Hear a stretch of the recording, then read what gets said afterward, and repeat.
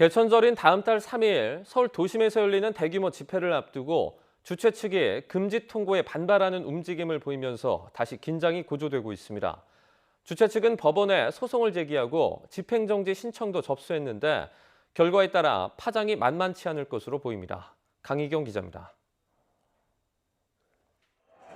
광복절인 지난 8월 15일 서울시와 경찰의 집회 금지 방침을 뚫고 수만 명의 인파가 도심 광장으로 쏟아져 나왔습니다.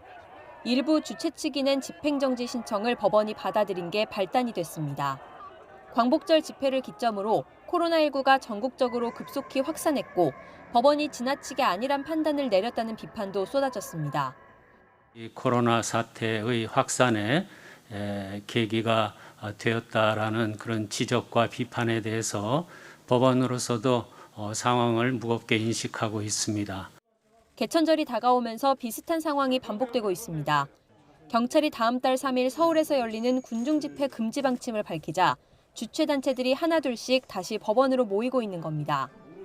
먼저 광복절 집회를 주도했던 8.15 비상대책위원회는 경찰의 금지 통고 처분을 취소해달라는 소송과 함께 집행정지 신청을 냈습니다. 국민의 생명을 지키기 위한 집회 불허가 아니라 자신들의 정권을 지키기 위한 집회 불허일 뿐이다. 예정된 집회 대신 드라이브스루 형식의 차량 시위를 열겠다고 예고한 보수단체도 조만간 법원에 집행정지를 신청할 예정입니다. 경찰은 교통의 방해가 우려되고 행진 장소를 중심으로 많은 사람이 모여 코로나19 확산 가능성이 크다는 이유로 차량 집회 역시 금지했습니다. 반면 주최 측은 경찰이 제시하는 방식을 모두 따라 교통에 방해되지 않도록 할 것이고 차에서도 절대 나가지 않을 예정이라 감염 확산 우려는 없다고 맞서고 있습니다. 결국 판단은 다시 법원 몫으로 넘어왔습니다. 양측이 각자의 주장을 얼마나 구체적인 근거로 입증할 수 있는지가 관건이 될 전망입니다.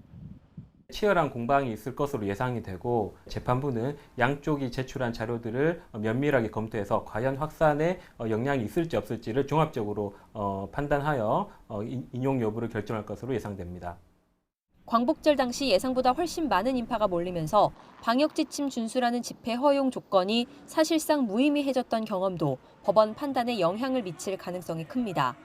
법원은 양측의 주장을 꼼꼼히 검토해 늦어도 개천절 전에는 결론을 내릴 예정입니다. 감염병 차단이라는 공공의 이익과 헌법이 보장한 국민의 기본권 사이에서 법원이 이번엔 어떤 결정을 내릴지 관심이 커지고 있습니다. YTN 강희경입니다.